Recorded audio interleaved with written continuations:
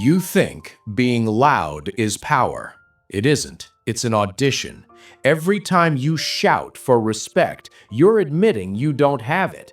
The man pounding his chest is just a target painted in neon. While he's busy being seen, I'm busy being effective. Power doesn't bark. It waits. It watches. It decides. Pay attention. This is the only warning you'll get. Let's look at the strings. Look around any boardroom, any club, any social gathering. You'll see him immediately. The man who talks the loudest, the man who takes up the most space with aggressive gestures, the man who needs everyone to know he is the alpha. In my world, we don't call him a leader, we call him a distraction. He is a performer auditioning for a role he hasn't earned. True power is an internal state. The noisy alpha is an external performance. When you are loud, you are predictable. You are broadcasting your insecurities to the entire room. You are telling everyone exactly what you value, what triggers you, and what you are trying to prove. You think you're asserting dominance, but all you're doing is providing me with a map of your weaknesses. Visibility is a tax. The more attention you draw to yourself, the more people start looking for reasons to bring you down. The loud man is the first one people try to sabotage because he makes himself an obstacle. He creates friction where there should be flow. He relies on optics because he lacks real leverage. The architect understands a fundamental truth of the social hierarchy. The person who needs the most attention is the most dependent. If you need my gaze to feel powerful, I own you. You have handed me the remote control to your self-esteem. While the noisy man is busy trying to win the room, I am busy owning the room. I don't need to bark to let the world know I'm here. My presence is felt in the silence that follows my arrival. Stop performing. Stop auditioning. Every time you feel the urge to show your power, you are actually revealing your lack of it. High-status individuals don't work for the crowd, they work for the result. The alpha trap is designed to catch those who value ego over outcome. If you want to move up the food chain, you must learn to kill the performer inside you. You must become a ghost, invisible, essential, and impossible to pin down. When you stop trying to be seen, you finally start being felt. Silence is not the absence of sound. It is a vacuum, and nature, specifically human nature, abhors a vacuum. Most people are terrified of the quiet because it forces them to confront the one thing they spend their lives avoiding, the truth of their own inadequacy. When you master the art of the strategic pause, you aren't just being quiet, you are deploying a high-pressure psychological weapon. Think about the last time you were in a conversation that went dead. That uncomfortable itch in your throat, the desperate need to say anything, no matter how stupid, just to kill the tension. That is the biological urge to surrender. While the amateur tries to fill the air with vibe and energy, the architect uses silence to drain the room of its masks. In any high-stakes interaction, information is the only currency that matters. When you stop speaking, the other person begins to speculate. They wonder what you're thinking. They wonder if you've offended you.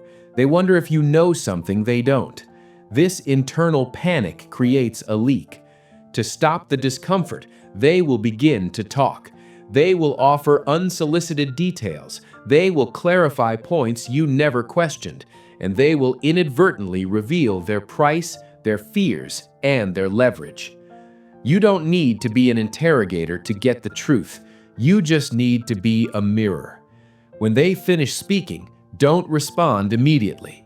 Wait 3 seconds longer than is comfortable. Lean back. Maintain eye contact.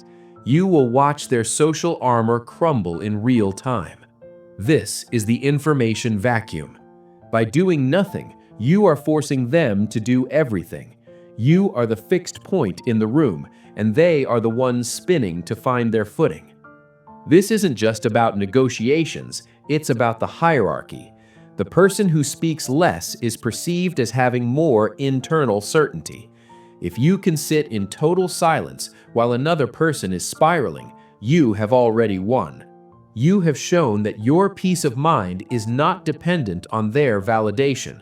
You are the architect of the interaction, and they are merely a guest in your space. Remember, the more you speak, the more common you appear.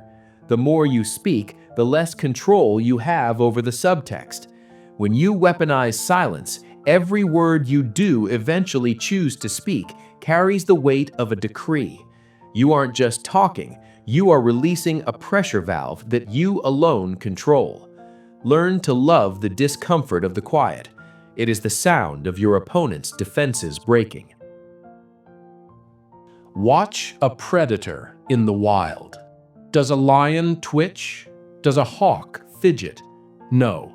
Stillness is the mark of a killer who is certain of their success. In the human jungle, movement is a leak. Every tap of your pen, every shift of your weight, every time you touch your face, it's a signal that you are uncomfortable in your own skin. You are leaking energy. And in doing so, you are telegraphing your rank. You are telling the world that you are reacting to the environment rather than the environment reacting to you. The architect doesn't move to accommodate the room moves to accommodate the architect. This is the law of spatial dominance. When you enter a space, find the center of gravity, not necessarily the physical middle, but the point from which you can observe everything without turning your head. Once you claim that spot, you become the fixed point. Everyone else becomes a moon orbiting your planet. Most people are frantic. They move fast because they are afraid of being forgotten or overlooked. They lean in when they speak, literally begging for the other person's attention. Don't lean in. Let them lean toward you. If they can't hear you, let them strain. The moment they physically adjust their body to hear your voice, the hierarchy is established. You are the source. They are the seeker. You have forced them to expend physical effort to enter your orbit. Use what I call weighted movement. If you must move, do it with the deliberation of a tectonic plate. Slow, heavy, inevitable. If someone calls your name, don't snap your head toward them like a startled bird. Pivot slowly. Use your eyes first, then your head. This micro delay signals that your attention is a resource that must be earned, not a reflex that can be triggered. It shows that you are the master of your own focus. Spatial dominance isn't just about where you sit, it's about the territory you project. Imagine an invisible barrier extending 3 feet from your chest. That is your sanctuary. When someone enters it, do not flinch. Do not step back. Maintain your stillness. By refusing to give ground, you are mentally colonizing their confidence. They will feel the pressure of your unmoving presence, and they will be the ones to break, to look away, to shuffle their feet. You are a statue in a world of frantic dancers. While they exhaust themselves trying to be noticed, you are noticed because you are the only thing that isn't moving. You aren't just taking up space, you are defining it. And in a world of chaos, the person who remains still is the person who is ultimately in control. You are not a guest in the room. You are the owner of the air they breathe. There is a fatal mistake you're making every day. You think that by being available, you are being helpful. You think that by answering every text within seconds, you are showing reliability. In the hierarchy of power, you aren't being reliable. You are being predictable. And predictability is the hallmark of a servant, not a master. When you are always there, you become part of the furniture. People stop noticing you because they don't have to work for your attention. You have effectively zeroed out your own value by making your supply infinite. Power is found in the gaps. It is found in the moments when people look for you and find only an empty chair. This is the subtext of absence. When you are not in the room, people begin to talk about you. They speculate. They fill the silence of your absence with their own projections of your importance. By removing yourself, you force the collective focus to intensify. You are no longer just a person. You are a variable that they cannot solve. Use the principle of scarcity to recalibrate your optics.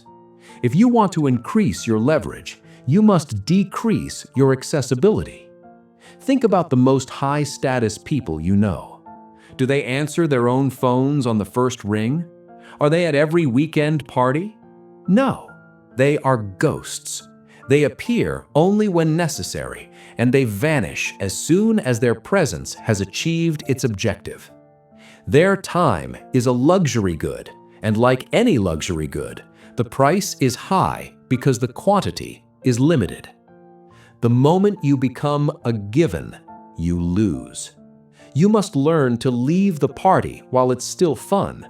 You must learn to end the meeting while they still want more from you. This creates a psychological itch in others, a Zygarnik effect of the soul. They will spend their energy trying to pull you back in. They will seek your approval more aggressively because it feels like a rare resource. By being absent, you are actually more present in their minds than if you were standing right in front of them. Control the flow of your presence. If you are always on call, you are a tool in someone else's hand. The architect is the hand. You decide when to be seen and when to be a shadow. This isn't about being busy, it's about being unavailable. Even if you have nothing to do, do not let them know that. Your time is a black box. What happens inside is for you to know and for them to fear. Mastery of absence is the ultimate dominance. It tells the world that you are the center of your own universe and that everyone else is just a visitor. When you return from your absence, you don't apologize. You simply arrive. And because they missed the sun, they will be all the more grateful for its heat. Stop being the guy who is always there. Start being the guy whose arrival changes the atmosphere. Most people are wired for reaction. If you insult them, they get angry. If you praise them, they glow. If you threaten them, they flinch. They are like musical instruments. If you know which strings to pull, you can play any tune you want. To the architect, a reaction is a confession. It tells me exactly where your buttons are and how much pressure I need to apply to make you break. If I can provoke you, I own you. Your anger is my leverage. Your fear is my roadmap. Dominance is found in the emotional flatline. It is the ability to receive information, no matter how volatile, insulting, or unexpected, and return nothing but a blank stare. This is your shield. When someone tries to bait you into an argument or shake your confidence, they are looking for a hook. They want to see that their words have landed. By remaining non-reactionary, you deny them that satisfaction. You leave their hook hanging in midair with nowhere to land. Imagine a glass of water. If you drop a stone into it, the water ripples. It reacts. It is changed by the stone. Now imagine the ocean. You can drop a boulder into the ocean, and while there is a splash, the ocean remains the ocean. Its vastness swallows the impact. You must become the ocean. When someone attacks you, don't defend, don't counterattack, just observe. Look at them with the detached curiosity of a scientist watching a lab rat have a seizure. This lack of reaction is terrifying to others. It suggests a level of internal certainty that they cannot comprehend. It makes them wonder, what does he know that I don't? Why isn't he upset? Is he so far above me that his insults don't even reach him? By refusing to react, you have flipped the hierarchy. The person trying to provoke you is the one seeking a result. You are the one withholding it. You have become the judge, and they are the performer, failing to get a rise out of the audience. In high-pressure environments, the person who stays calm the longest wins by default. While everyone else is losing their heads, projecting their anxieties, and making reactive mistakes, the architect is simply gathering data. You aren't repressing your emotions, you are transcending them for the sake of the objective. Let them scream, let them plot, let them try to break your composure. Every failed attempt they make only reinforces your dominance and exhausts their resources. Your silence is a mirror that reflects their own instability back at them. Stay flat, stay cold, stay in control. The most dangerous form of dominance is the one that feels like a collaboration. If you force a man to do something, he will resent you. He will look for the first opportunity to sabotage your efforts or reclaim his autonomy. But if you make him believe the idea was his own, he will work twice as hard to see it succeed. He won't just follow the plan, he will defend it with his life. This is the art of invisible leverage. It is the ability to move the world without leaving your fingerprints on the crime scene. You don't give orders. You drop hints. You ask questions that have only one logical destination. You frame the situation so that your desired outcome is the only smart choice left on the table. While the noisy alpha is busy shouting, "Do this," the architect is quietly asking, "Have you noticed how much more efficient things would be if we moved in this direction?" You aren't challenging their authority. You are providing the fuel for their ego to burn. To do this effectively, you must first murder your own ego. Most people are so desperate for credit that they reveal their hand just to hear the sound of applause. They want the world to know they are the mastermind. The architect doesn't care about credit. The architect cares about the result. If I have to let a puppet take the stage and take the bow so that I can control the theater from the wings, I will do it every single time. Credit is for those who need validation. Results are for those who want power. Look at the hierarchy of influence. At the bottom are those who are told what to do. In the middle are those who are persuaded. At the top is the architect who simply provides the environment in which others discover the right path. It's about optics. You allow the other person to feel powerful. You let them feel like the visionary. While they're busy basking in the light of their genius, they are following your blueprint to the millimeter. You are the invisible hand. They are merely the tool. Use the false choice tactic. Give them two options, both of which serve your ultimate goal, but one of which is clearly more attractive to their specific insecurities or desires. They will choose the better option and feel a sudden sense of triumph. They think they've outsmarted you. They think they've taken control of the negotiation. In reality, you built the maze, and they are just running the path you paved for them. You haven't taken away their choice, you've just curated their reality. Subtext is your primary language. If you want someone to act, don't talk to their logic, talk to their pride. Insinuate that their rivals are already moving. Suggest that a certain move would solidify their dominance over the room. Plant the seed in the morning, then walk away. Let it grow in the dark. By the time they come to you with their new strategy, the trap is already set. You don't need to push the pieces. You just need to change the tilt of the board and let gravity do the rest. Look out at the city below. Millions of people, all running, all talking, all desperate to be the protagonist of their small story. They think they are awake. They think they are in control because they can choose what to buy or what to say. They are wrong. They are actors in a play they didn't write, moving on a stage they don't own. They are the noise. You are the signal. You have spent your life being told that to be powerful, you must be seen. You have been lied to. Visibility is a vulnerability. True dominance is the ghost in the machine, the force that everyone feels but no one can point to.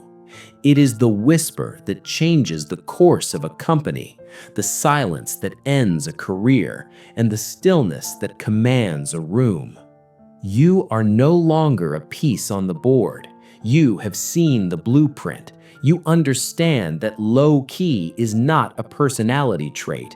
It is a tactical necessity. By choosing to be less, you have become more. By refusing to play the alpha game, you have inherited the architect throne. The hierarchy doesn't care about your feelings. It only cares about your leverage. And your leverage is now absolute because it is invisible. Go back into the world, but do not go back as the man who needs to be heard. Go back as the man who is felt. When they speak, listen for the subtext. When they move, observe the motive. When they scream for attention, offer them only your silence. Let them exhaust themselves against your non-reactionary shield. Let them build your empire while they think they are building their own. The game hasn't changed. The world is still a cold Machiavellian machine, but you have finally learned how to operate the controls. You are no longer the prey. You are the architect, and the architect is always watching.